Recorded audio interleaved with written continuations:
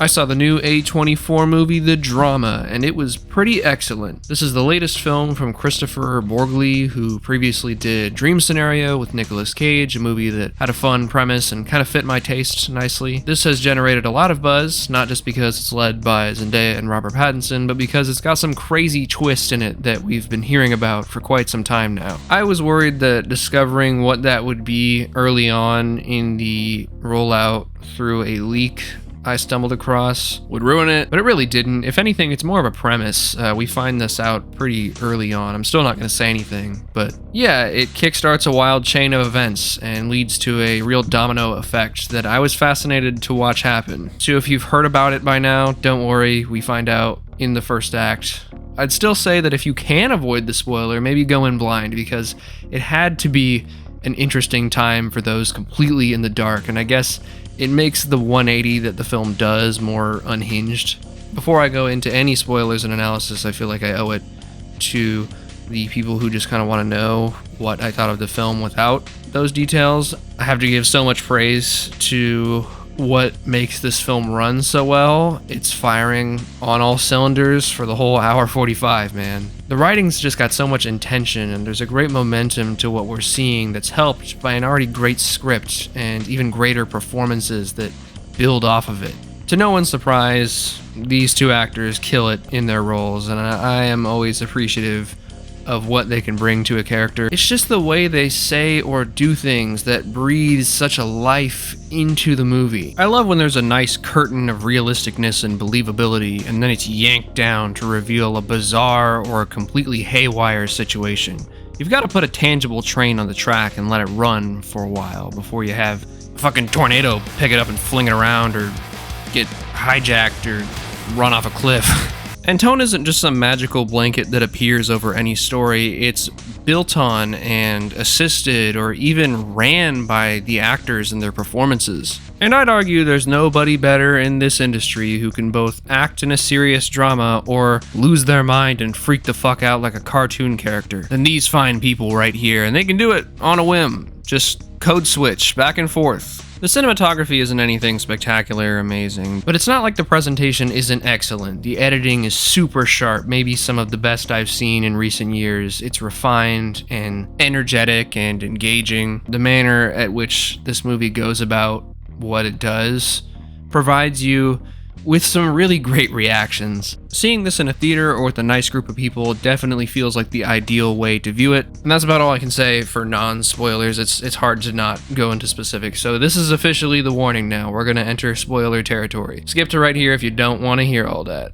Alright, look guys, I'm just going to come out and address it. I think we know by now that mass shootings, more specifically school shootings, have been extremely prevalent in American news. So much so in the last few decades that we have had to ask, what about our culture here is causing this? The fact of the matter is, this is a very real problem, and we don't really have an answer for it yet, which sucks because it feels extremely common. Is it the ease of access to firearms? Is it a mental health issue? Is it the way we look at and process violence as a collective society? Is it all of those things? I think part of this movie wanted you to go in expecting a messy wedding dramedy. This comes out in previous generations of films, and what's the plot line? Oh, he's getting cold feet. Maybe we discover that somebody was unfaithful, perhaps at the last minute. Maybe there's a rich boy marrying a poor girl. Maybe there's a secret third love that someone truly wants instead of the intended spouse. You know, you've got a wedding story called The Drama, so you don't expect it to be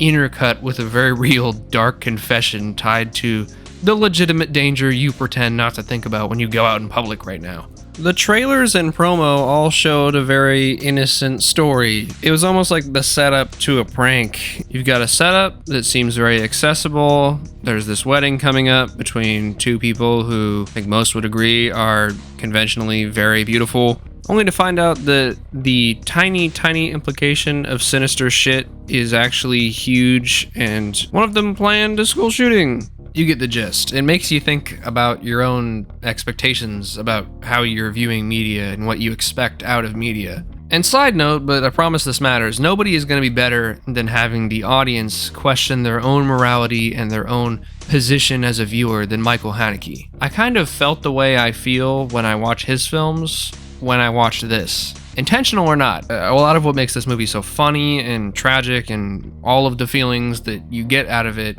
is irony, and it uses a ton of it to make its jokes and points. The main one being that the normal perfect life and even the concept of the normal perfect chaos that comes with it that we romanticize and idealize actually has really scary evil buried underneath its approachable exterior. And one could argue that's just the experience of love and relationships. I mean, it's something we think about as being in the movies, and then we all know, once we're in one, that it's not like that at all. There's some hardcore stuff that we gotta come to terms with. Some of it we might actually not be okay with. But yeah, I digress. Back to the point. The movie has this sense of irony and abuses the shit out of it to make a lot of dark jokes and stark points. This is the drama in 2026, you get me? That's both terrifying and fucked up in like almost a funny way. I don't know. It's a new drama for a new world. This is what a drama would look like now. Is love really just a fucked up compromise that we both are making about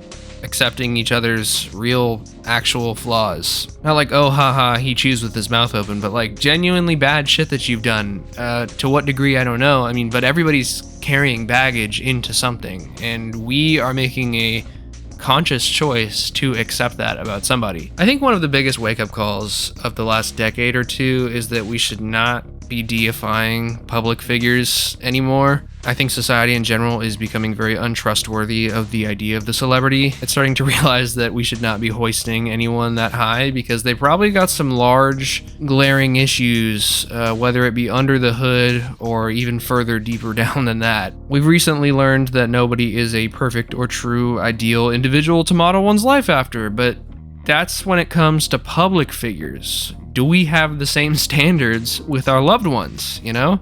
The people we build our lives around, who we deem to be the regular people. Makes you think, man, how far are you willing to let somebody cross a line? This movie also just made me think about life and the pipelines it creates. Emma was real close to doing something that completely would have changed where her life would have gone, and now we flash forward. She's got a stable job, a nice place, a good-looking, nice fiance. It's weird to think about how much her life changed and so drastically, but think about how it changed. We learned that she didn't go through with it because by chance there was another shooting that caused a ripple effect because her classmate died. Oddly enough, this is what led to her actually getting friends and presumably becoming more popular. It essentially led her to being a normal member of her environment, and she felt accepted again, empowered even.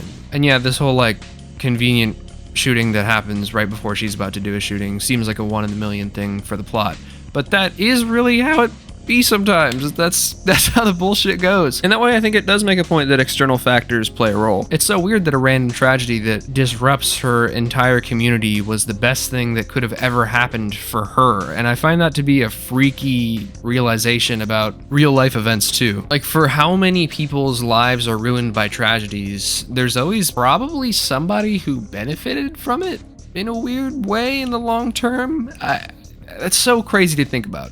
I want to address the criticisms I've seen about this. Some people are saying it's not exactly believable or realistic all the time. And yeah, I mean, come on, we look at the numbers. Women, specifically women of color, are not carrying out school shootings. But I think this is a feeding the pill to the dog with peanut butter kind of decision. It's not like the movie doesn't address the unlikeliness of that with a few lines at least. And I appreciate that effort to show that it's attempting to be self-aware and maybe the plausibility of its plot. But imagine we make this movie with Robert Pattinson as the potential shooter instead. We also need to make him American. Nice little touch keeping his Britishness for the film, by the way. I thought that added a really interesting element to his slight detachment from the controversy. I like that scene where he's in the office with his friends and he's like, this shit happens all the time here, and that's my bad British accent. But yeah, my main argument is that a white dude from the US is a lot harder to push on an audience as someone we should consider the perspective of when we learn they planned a school shooting.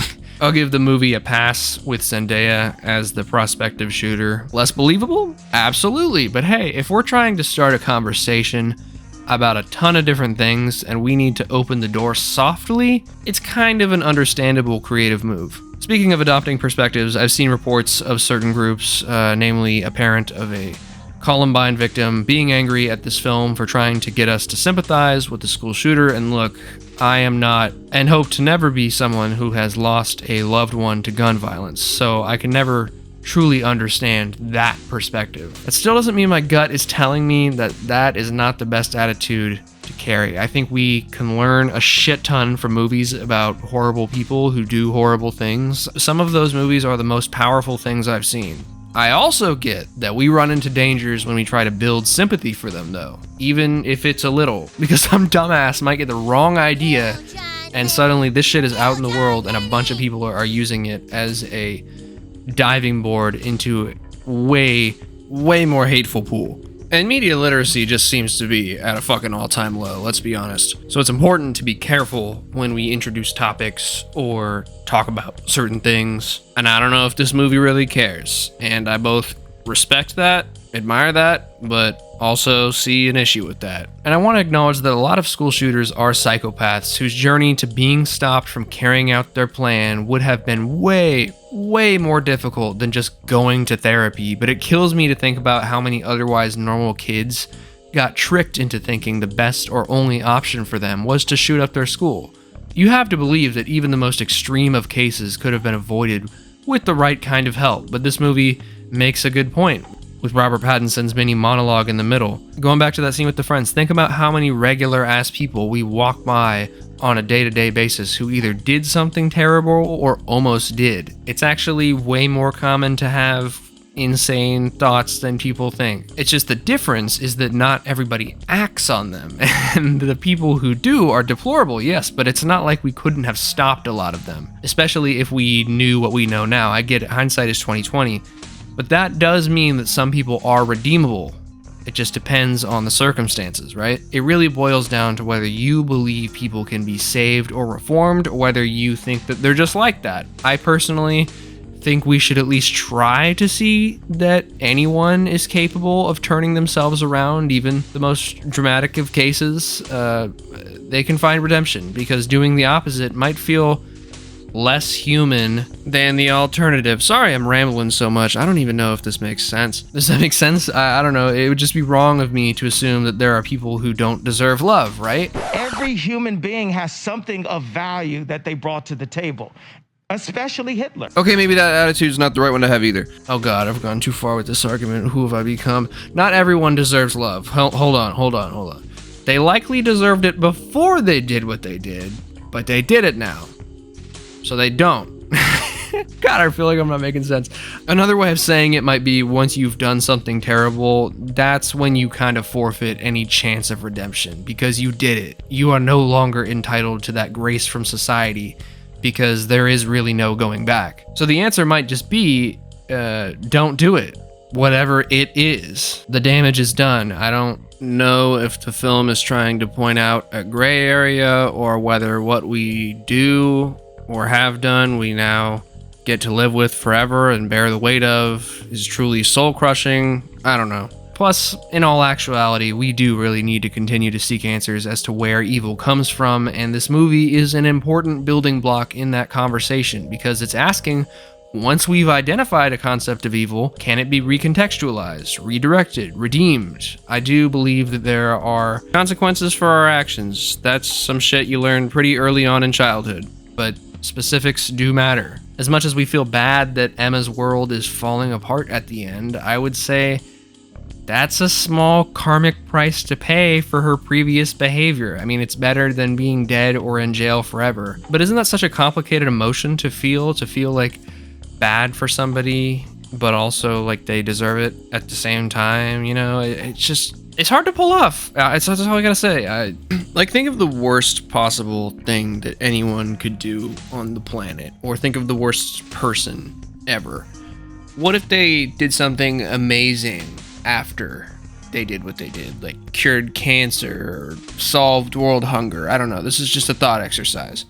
When I think about my answer, I almost feel like the damage meter is so much harder to reverse than the doing good things or doing nice deeds meter.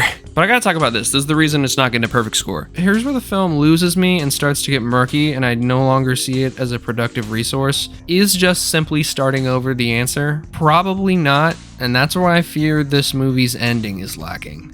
Whether that is the message or not, it's too easily interpreted that simply evening the playing field might be the answer. It could also be saying that we will all be guilty of terrible actions at one point in time, so that makes it impossible to measure our shortcomings. But again, the severity matters.